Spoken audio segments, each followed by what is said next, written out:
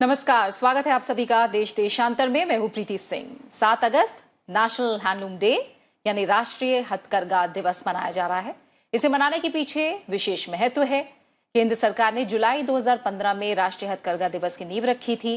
भारत सरकार द्वारा हथकरघा उद्योग को पुनर्जीवित करने और बुनकरों को काम प्रदान करने के लिए हर साल 7 अगस्त को इस दिन को मनाने का निर्णय लिया गया। 7 अगस्त 1905 में स्वदेशी आंदोलन शुरू हुआ था और इस दिन कोलकाता के टाउन हॉल में एक महाजनसभा में स्वदेशी आंदोलन की औपचारिक रूप से शुरुआत की गई थी।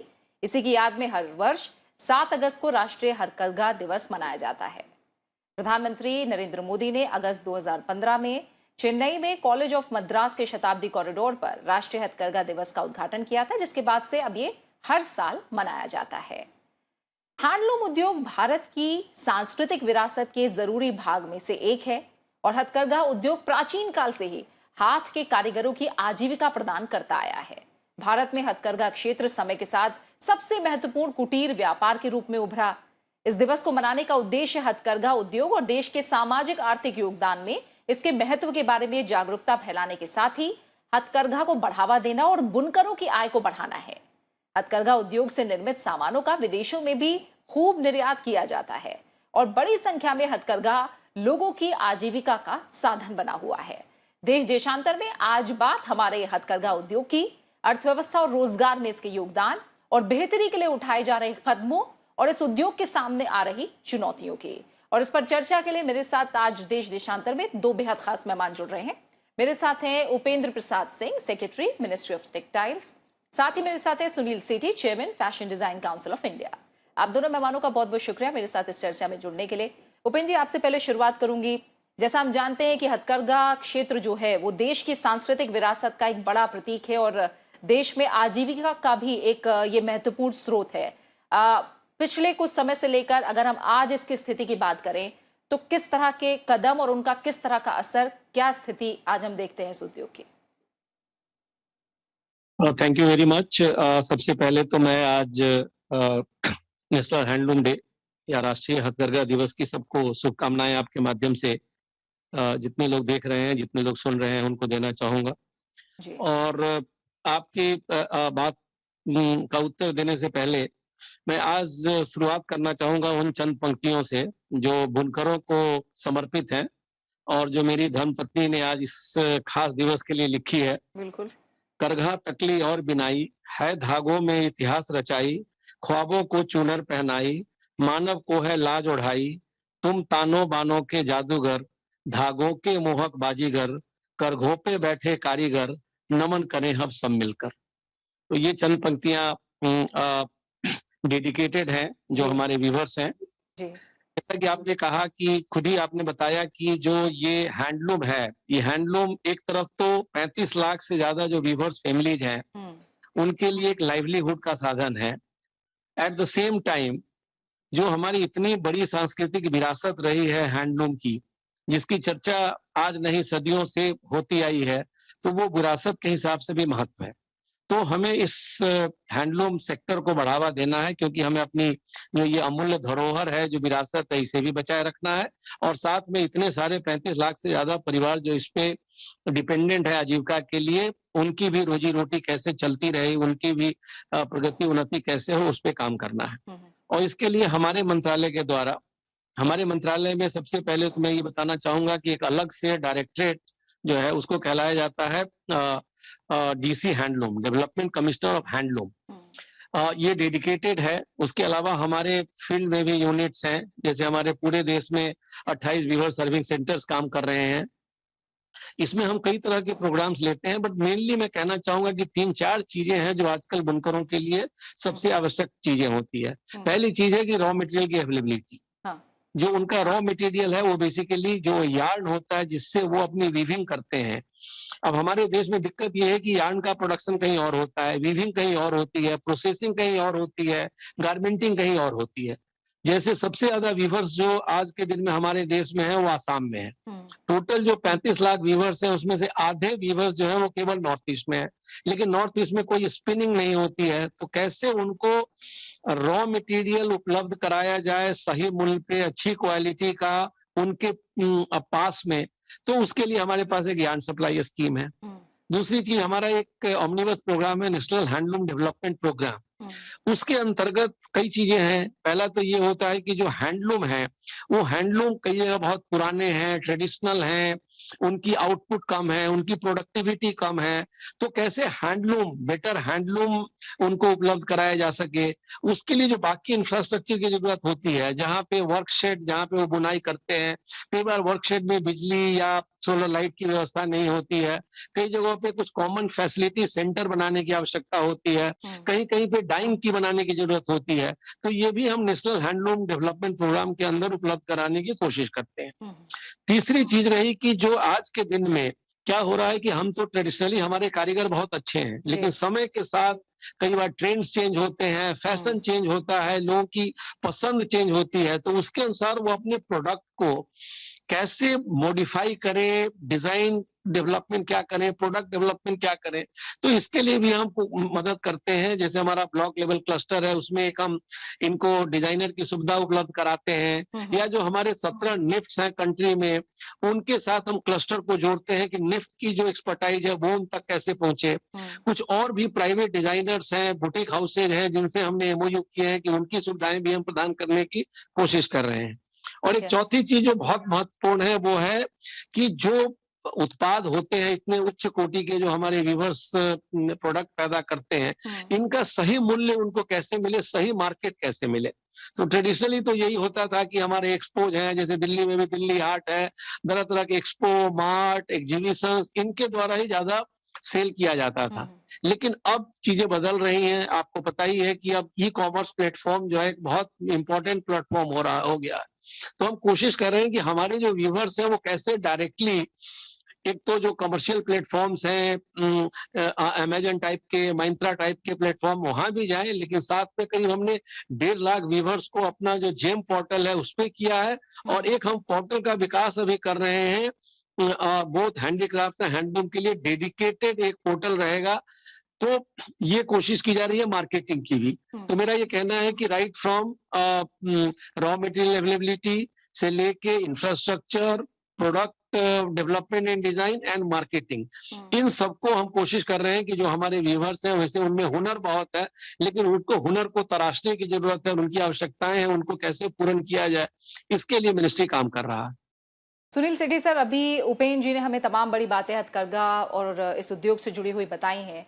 आप fashion design council of India के चेयरमैन हैं, और जब हम फैशन एक ये वर्ड सुनते हैं तो कहीं ना कहीं उसके साथ अगर हम हैंडलूम को जोड़ें तो एक सबसे बड़ी समस्या जो रही है वो लोगों के अंदर ये रही है, उनकी मानसिकता को लेकर, कि हैंडलूम और फैशन ये एक साथ नहीं चल सकते। लेकिन समय के साथ हमने देखा कि धीरे धीरे इसमें बदलाव लाने की कोशिश भी की गई।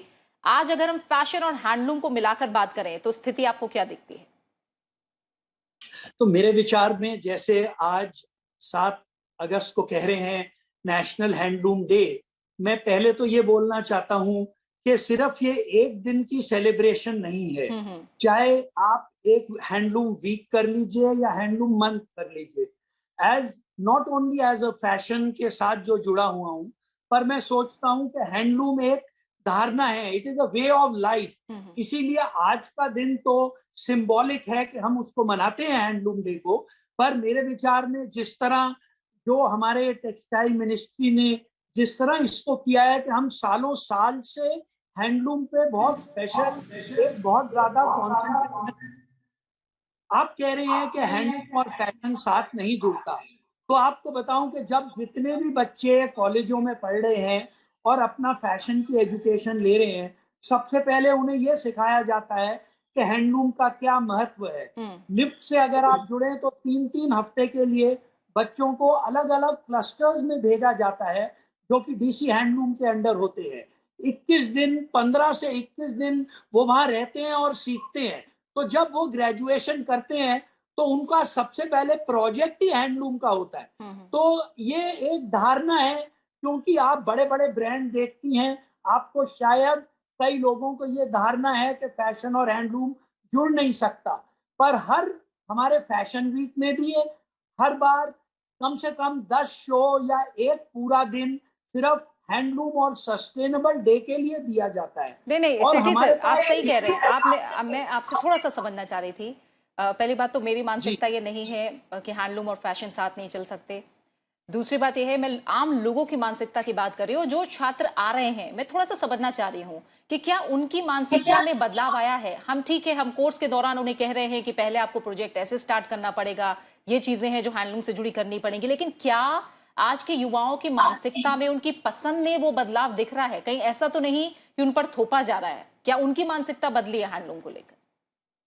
देखिए, सबसे पहले जो बोला गया है माय हैंडलूम माय प्राइड, बिल्कुल। सबसे पहले तो हमें इस पे गर्व है। हम्म। और मैं आपको बता सकता हूं कि आज की जो युवा है, आज का जो इसको मिलेनियल कहते हैं, वो बड़े बड़े ब्रांड से जुड़ने की जगह उनमें एक there is a national pride, और वो नेशनल प्राइड उनमें ऑलरेडी कोई थोपा नहीं गया है। हम्म। वो देश में जो हो रहा है, एक जैसे उदाहरण के तौर पे हमारा जो एक समय भारत की एक महिला जो सिल्वर मेडल की विजेता है, मीराबाई चानू, हम्म।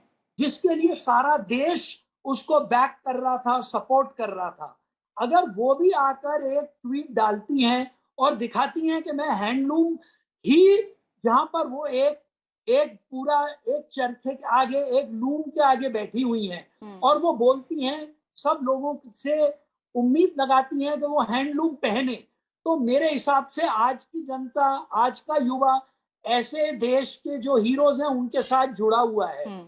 ऐसे कितने ही उदाहरण हैं कि आप किसी भी यूनिवर्सिटी में चले जाइए, कहीं भी चले जाइए, आप देखेंगे कि लोग बहुत ज्यादा हैंडलूम का परचेज कर रहे हैं। और ये चीज किसी के थोपने से नहीं होती, बिल्कुल। ये मेरा ख्याल ये जनरेशन से आती है। हम्म। जैसे उपेंद्र जी ने कहा, जैसे सेक्रेटरी साहब ने कहा कि ये एक विरासत में हमें मिली है। तो आप साड़ी का उदाहरण ले लीजिए, अगर ये it is a matter of pride, जो जिनके घर में, जिनके लोगों के पास हैंडलूम की साड़ीज हैं, वो जनरेशन टू जनरेशन जाती हैं। आज मंत्री जी ने, पीयूष गोयल साहब ने खास एक उदाहरण दिया कि अगर कानी शॉल या पश्मीना शॉल, ये एक जनरेशन से दूसरी जनरेशन से तीसरी जनरेशन को हैंड ओवर की जाती है, तो ये सब तो विरासत में मिला है। ये किसी पे, ये I think it is a matter of pride.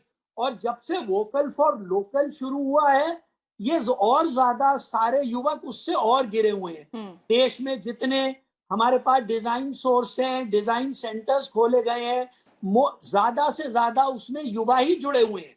हमारे जैसे लोग तो सिर्फ एक प्लेटफॉर्म प्रोवाइड करते हैं, पर असली तो उसका कंज्यूमर देश की यंग जनरेशन ही है।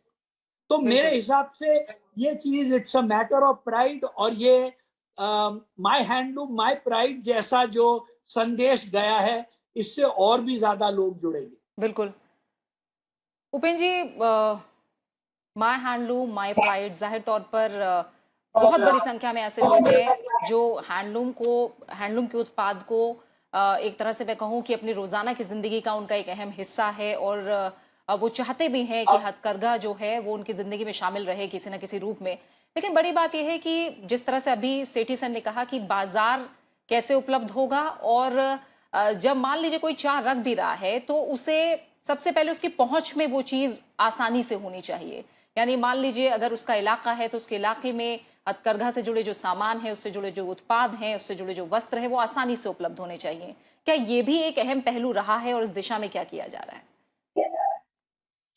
जी बिल्कुल। एक तो पहली बात, आपने अभी मन की बात में प्रधानमंत्री जी को कहते सुना था, उन्होंने ही ये स्लोगन दिया, बेसिकली हैशटैग दिया, माई हैंडलूम माई प्राइड। और ये जरूरी इसलिए है कि मुझे याद है, मैं एक छोटा सा उदाहरण देना चाहूंगा कि मैं जिस स्टेट से, मेरा जो काडर है वो उड़ीसा है, तो वहाँ के कुछ ऑफिसर्स को मैंने देखा, कुछ लेडीज ऑफिसर्स और जेंट्स ऑफिसर, वो बेसिकली केवल संबलपुरी पहनते थे।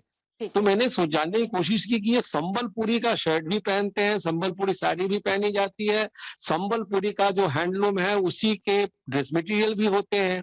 तो वो आते थे उसी रीजन से, वो सब बरगढ़ से, संबलपुर से, बलांगीर से, सोनपुर से। तो उनकी जो एक अस्मिता थी, उनकी जो पहचान थी, वो कहीं ना कहीं उससे जुड़ी हुई है।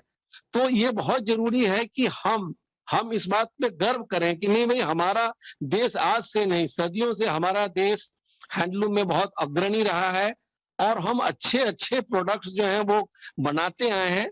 और हैंडलूम का भी बहुत बड़ा रेंज है, ऐसा नहीं है। हैंडलूम जो है वो एक आम आदमी के लिए है। आप हमारे यहाँ चले आइए तो गांव में, हमारे गांव में जो लोग लुंगी पहनते हैं, धोती पहनते हैं, महिलाएं जो साड़ी पहनती हैं, ट्राइबल एरियाज में भी महिलाएं जो पहनती हैं, वो भी हैंडलूम है। और जो आपने बड़े जैसे इन्होंने पश्मीना की बात की, या उस तरह से मतलब जो बहुत महंगी महंगी साड़ियां आती हैं कांजीवरम से, बोंकाई से लेके, और वो बाकी, उसका भी अपना एक रेंज है, उसका भी अपना एक, दोनों का एक अपना अपना क्लाइंटेल है एक्चुअली। तो हाँ, जो आपने बिल्कुल सही कहा, और मैंने पहले भी उसको कहा था कि जरूरी ये है कि कैसे इनको हम बड़ा मार्केट दें। पहले जैसे मैंने कहा कि वो उनसे पूछा जाता था तो वो डिपेंडेंट होते थे अपने लोकल हाट पे, या लोकल कहीं एग्जीबिशन हुआ, या कोई मार्ट हुई, या एक्सपो हुआ, जिसकी संख्या बहुत लिमिटेड होती है, जो फिजिकल फॉर्म में ही होता था। तो आज के दिन में ये बहुत जरूरी है कि उनको हम एक वर्चुअल वर्ल्ड, जैसे अभी हम वर्चुअली बात कर रहे हैं, तो सारे प्रोडक्ट्स, आज के दिन में प्रोडक्ट्स पूरे देखे जा सकते हैं, उसकी पूरी गुणवत्ता परखी जा सकती है वर्चुअली, और सारा कारोबार भी जो है वो वर्चुअली भी हो सकता है। तो जैसे मैंने पहले भी कहा था कि हम उनको ई कॉमर्स प्लेटफॉर्म ज्यादा से ज्यादा प्रदान करने की कोशिश कर रहे हैं।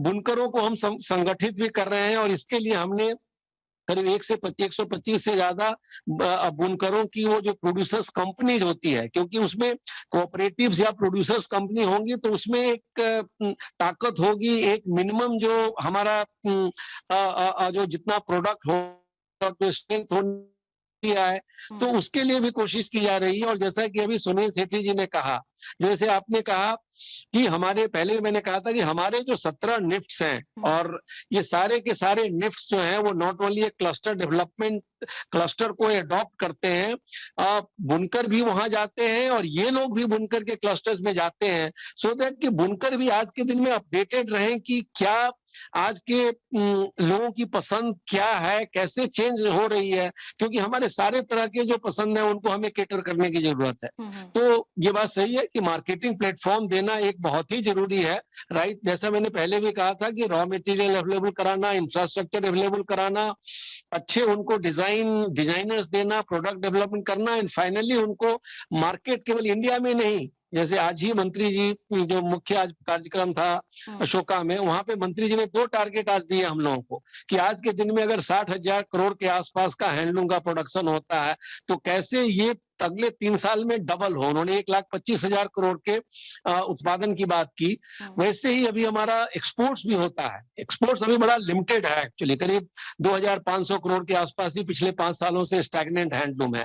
तो कैसे हम इस हैंडलूम को दूसरे देशों में, क्योंकि आज के दिन में इंडियन डायस्पोरा जो है वो बहुत ही इंपॉर्टेंट है कई सारे कंट्रीज में। इनफैक्ट कल ही प्रधानमंत्री जी ने जो सारे जो हमारे दूतावास हैं, और आज हम लोग यहाँ जब मना रहे हैं हैंडलूम डे, तो हमारे बहुत सारे दूतावास दूसरे दूसरे देशों में भी ये हैंडलूम डे मना रहे हैं। तो कल ही उन्होंने एक संवाद किया दूतावासों के साथ कि कैसे हमारी जो हमारा एक्सपोर्ट है, जो इस बार 400 बिलियन यूएसडी का टारगेट रखा गया है, फ्रॉम नेचुरली 300 ही होता था, वहां से सीधे क्वांटम जंप की बात है, तो उसमें टेक्सटाइल और हैंडलूम का भी एक बहुत बड़ा योगदान रहेगा। तो हम देश में भी चाहेंगे कि उनको मार्केटिंग सुविधाएं दी जाए और कैसे एक्सपोर्ट को बढ़ावा दिया जाए, इसके लिए भी हम कोशिश कर रहे हैं।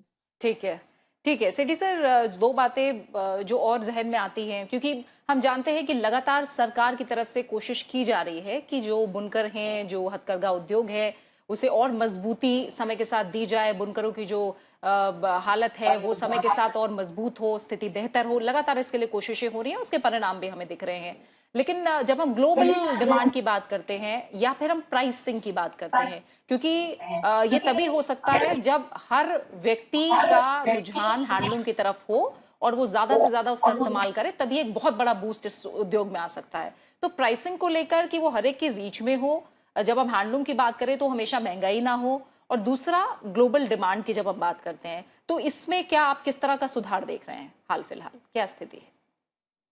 देखिए, मैं सबसे पहले आपको एक बात आपके माध्यम से सबको बताना चाहता हूं कि हैंडलूम को सिर्फ आप कपड़े की तरह और सिर्फ आप पोशाक की तरह और गारमेंट्स की तरफ मत देखिए। सिर्फ ठीक है, आपको मैं आपको बताना चाहता हूं कि इतना एक्सपोर्ट हमारा होम फर्निश्ड टेक्सटाइल का है उसकी तरफ अपना ध्यान, अगर आप लोगों को नहीं पता चल रहा, अगर आप देखेंगे कि घर पे जो प्लेसमैट, जो टेबल क्लॉथ, कितनी चीजें होती हैं, वो या करूर से आती हैं या पानीपत से आती हैं या आप कन्नूर से आती हैं, अलग अलग जगह से ये प्रोडक्ट आते हैं। और जो हमारा 2,500 करोड़ एक्सपोर्ट जो हो रहा है, उसमें होम फर्निशिंग का एक बहुत इंपॉर्टेंट महत्व है। जो आप प्राइसिंग कह रही हैं, हमारे प्रोडक्ट इतने ज्यादा डिमांड में हैं कि मिनिस्ट्री ऑफ टेक्सटाइल के पास पूरे इसके आंकड़े भी हैं कि वर्ल्ड के जो बेस्ट कंपनीज हैं, जो बड़े बड़े स्टोर हैं, मैं एक बाइंग एजेंट रह चुका हूं, मैंने वर्ल्ड के बेस्ट जो विदेशों में जो स्टोर हैं जिनका इतना बड़ा नाम है, जैसे कि आप सेल्फ्रिजेस समझ लीजिए, जैसे कि आप अमेरिका में क्रेट एंड बैरल समझ लीजिए, जैसे कि आप इटली में कॉइन समझ लीजिए, लारीना शेंटे समझ लीजिए, जापान में अलग, हर जगह हमारी प्राइसिंग के कारण ही हमें एडवांटेज है। क्योंकि प्राइसिंग, बात यह है कि हैंडलूम की चीजें बाकी कंट्रीज बना ही नहीं सकती। हमारा उसमें एक तरफ से ये हमारा यूएसपी है। अगर हमारे पास यूएसपी है और हमारे कारीगर पहले ही बिल्कुल अच्छे दामों में हमारे एक्सपोर्टर माल बेच रहे हैं, तो मेरा ख्याल प्राइसिंग की तो यहाँ कोई बात ही नहीं है, सिर्फ बात मार्केटिंग की है। आजकल डिजिटल इंटरवेंशन, दो चीजें बताना चाहता हूँ, डिजिटल इंटरवेंशन और डिजाइन इंटरवेंशन, अगर ये दोनों चीजें हमारा और साथ होगा, जो हमारे को मिनिस्ट्री ऑफ टेक्सटाइल और जो डीसी हैंडलूम के डिपार्टमेंट वाले सब हमारे को प्रोवाइड कर रहे हैं लोगों को अलग अलग प्रोग्राम के माध्यम से, मेरे हिसाब से ये चीजें सब मैं ये तो नहीं कहूंगा कि दुगना कितनी जल्दी हो जाएगा या 4 गुना कितनी जल्दी हो जाएगा, पर ये मैं जरूर बताना चाहता हूं कि हम उम्मीदों पे खरे आएंगे और मेरे हिसाब से हमारा इसमें जरूर बढ़ोतरी। जी जी सेठी सर। उपेंद्र सर, अगर अब मैं आगे बात करूं आत्मनिर्भर भारत की, तो जाहिर तौर पर इसमें जो हथकरघा उद्योग है वो अपने आप में बहुत बड़ा योगदान दे सकता है। एमएसएमई सेक्टर की बात करूं तो उसमें कितना बड़ा रोल है, और जब हम इस उद्योग को समझते हैं, देखते हैं, तो 70% महिलाएं कहीं ना कहीं इस उद्योग से जुड़ी हुई हैं। तो इन तीनों चीजों को अगर हम क्लब करें, आत्मनिर्भर भारत, एमएसएमई सेक्टर और महिलाओं का सशक्तिकरण, इसे लेकर फिलहाल किस तरह की दिशा दिखाई दे रही है? देखिए, जैसा कि आपने खुद ही डेटा दिया कि हमारे जो हैंडलूम वीवर्स हैं उसमें 70% तो महिलाएं हैं। तो जो भी हैंडलूम सेक्टर में जो भी डेवलपमेंट होगा उसका सबसे ज्यादा लाभ महिलाओं को ही मिलेगा। और हमारे बाकी जो कार्यक्रम है, विशेषकर जो स्किल डेवलपमेंट का है, चाहे वो हम समर्थ के माध्यम से कर रहे हो या हम ब्लॉक लेवल क्लस्टर या दूसरे माध्यम से कर रहे हो, वो भी टारगेटेड सबसे ज्यादा महिलाओं को ही है। जहां तक आत्मनिर्भर भारत की बात है कि अभी आपने डेटा सब देखे ही है कि हमारा जो करीब 140 बिलियन यूएस डॉलर की इंडस्ट्री है, लेकिन उससे भी ज्यादा महत्व की ये चीज है कि एग्रीकल्चर के बाद भारत में अगर कोई दूसरा सबसे बड़ा एम्प्लॉयमेंट का सोर्स है तो वो टेक्सटाइल्स है एक्चुअली। अब मैं नहीं कह रहा हूँ केवल handloom, but textiles in different forms. Textiles उसमें हैंडलूम भी है, हैंडीक्राफ्ट भी है, मिल्स भी है, पावर लूम्स में भी है। तो ये करीब सेकेंड लार्जेस्ट एम्प्लॉयर यहाँ माना जाता है कि करीब हमारे पास डायरेक्ट और इनडायरेक्ट मिला के करीब 14.5 करोड़ लोगों की डिपेंडेंस जो है वो कहीं ना कहीं टेक्सटाइल्स पे है। तो ये महिला सशक्तिकरण के हिसाब से भी और आत्मनिर्भर भारत के हिसाब से भी टेक्सटाइल्स इन जनरल का बहुत महत्व है और साथ में हैंडलूम का भी बहुत महत्व है। बिल्कुल। और सेठी सर, आखिर में जाहिर तौर पर चुनौतियों की बात जरूर होगी। आपकी नजर में फिलहाल कोशिशें तमाम हैं, लेकिन क्या ऐसी बड़ी चुनौतियां हैं जो आपको लग रहा है अभी भी राह में हैं और जिन पर ध्यान देने की जरूरत है अगर हमें देश में हथकरघा को और ऊपर लेकर जाना है? मैं इस बात से चिंतित हूं कि कोविड-19 ने हमें थोड़ा सा पीछे कर दिया है। हमारे कई लोग हैं, हमारे कई डिजाइनर हैं जिनके पास अपनी पूरे डिजाइन तैयार हैं। अब उनको अगर बनारस में अगर वीव करवाना है, तो पहले तो ये था वो बेखट्टे वहां पर जाते थे और अलग अलग जाकर ये चीजें करवा सकते थे। अब थोड़ी सी ये हमें चुनौती जरूर आई है, पर मेरे हिसाब से ये सारी एक टेम्परेरी चुनौती है, क्योंकि सब चीजें जैसे ही ठीक हो जाएंगी वैसे यहाँ पर काम भी दोबारा उसी तरह से होने लगेगा। एक मुझे सबसे ज्यादा चुनौती ये लगती है कि अभी तक हम चाहते हैं कि हमने बहुत देर से जिक्र हो रहा है एक क्राफ्ट टूरिज्म का। हाँ। तो मैं चाहता हूं कि जितने विदेशी आते हैं वो हैंडलूम को बहुत ज्यादा पसंद करते हैं, तो उनके लिए जहां भी वो जाएं उनको हैंडलूम मिलना चाहिए एकदम। तो हमारे पास अलग अलग तरह की जगह ऐसे, अगर क्राफ्ट टूरिज्म विलेजेस, इसको ऑलरेडी सेक्रेटरी टेक्सटाइल साहब ने भी बोला है और हर समय ये बात हुई है कि इसको और हम बढ़ा रहे हैं, पर सिर्फ हमें उसको थोड़ी स्पीड से बढ़ाने की जरूरत है। वो हो रही है, पर बात ये है कि ये 1-2 सालों ने जो हमें पीछे कर दिया है।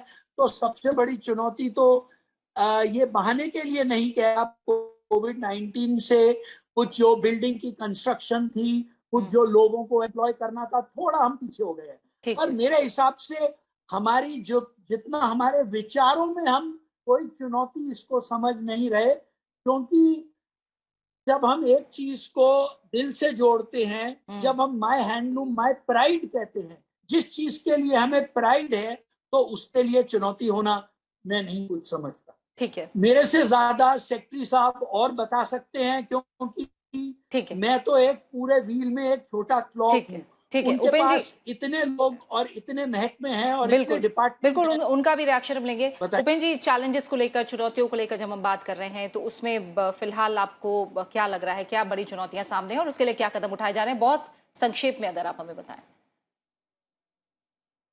देखिए, ऐसा है कि जब चुनौतियां आती हैं, जैसे सबसे आप कोविड की बात कर रहे हैं, जो हमारे मंत्रालय ने क्या किया, मैं 1 मिनट में कहना चाहूंगा। जब कोविड पहली बार आया तो लोगों के पास पीपी किट्स नहीं थे, लोगों के पास N95 मास्क नहीं थे। जी। लेकिन हमारे मंत्रालय के उद्यम से और हमारी जो इंडस्ट्री है, टेक्सटाइल इंडस्ट्री, उसके परिश्रम से न केवल हमारे पास आत्मनिर्भरता आई N95 मास्क में और पीपी किट्स में, बट हम बहुत देशों को बहुत बड़े परिमाण में हम ये पीपी किट और N95 मास्क एक्सपोर्ट भी कर पाए एक्चुअली। तो एक जो भी चैलेंजेज आता है, कोविड चैलेंजेज आता है, लेकिन हमें चैलेंज से कैसे उभरना है वो भी हमें आता है एक्चुअली। एंड इसीलिए नए नए तरीके होते हैं।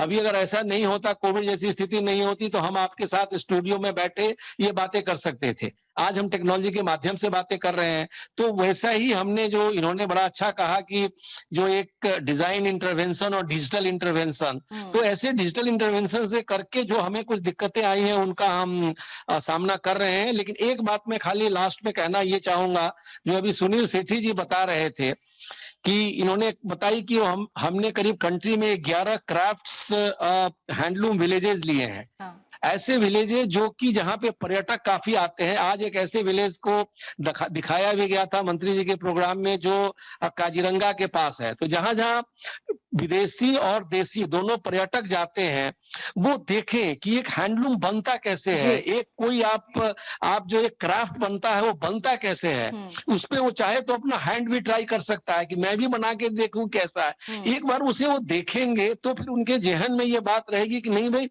इसके पीछे कितनी मेहनत, कितना लगन, कितना परिश्रम, कितनी कारीगरी गई है। तो उस प्रोडक्ट्स के लिए उनके अंदर दिल में एक जगह बनेगी और आगे वो खरीदेंगे भी। तो उसके लिए भी हम, जो चूंकि जिक्र किया था सेठी जी ने, तो मैंने कहा थोड़ा मैं उसको इलाबोरेट कर दूं। बिल्कुल, और इसके जरिए कहीं ना कहीं एक जो कोशिश हथकरघा दिवस की है वो भी अपने आप में साकार होती दिखेगी। अपने बुनकरों और कारीगरों की सराहना, उनका सम्मान और जाहिर तौर पर हथकरघा उत्पाद खरीदना और उसे शान से इस्तेमाल करना, उपयोग करना या पहनना। फिलहाल उपेंद्र जी, आपका और सुनील सेठी सर, आप दोनों मेहमानों का बहुत बहुत शुक्रिया मेरे साथ इस चर्चा में देश देशांतर में जुड़ने के लिए। जाहिर तौर पर सरकार लगातार देश में हथकरघा को अर्थव्यवस्था का एक अहम स्तंभ बनाने के प्रयास कर रही है। बुनकरों की दशा को सुधारने के लिए मदद की जा रही है। ईमानदार नीयत से करोड़ों रुपए की कई योजनाओं के जरिए हैंडलूम उद्योग को मजबूती दी जा रही है।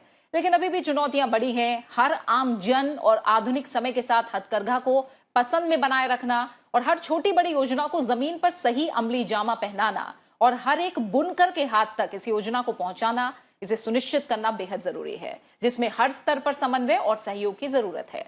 इसी के साथ देश देशांतर में फिलहाल इतना ही। अपना अच्छे से ख्याल रखिए। नमस्कार।